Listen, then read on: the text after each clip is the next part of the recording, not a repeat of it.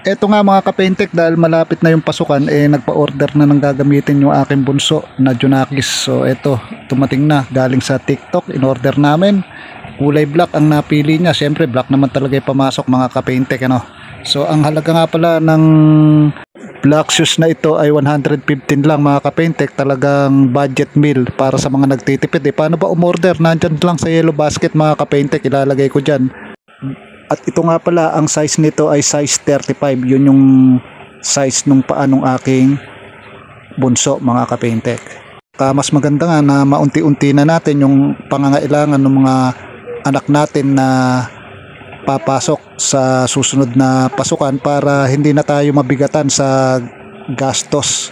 Kaya inuunti-unti na, kahit na budget meal lang, subukan muna natin mga kapentek.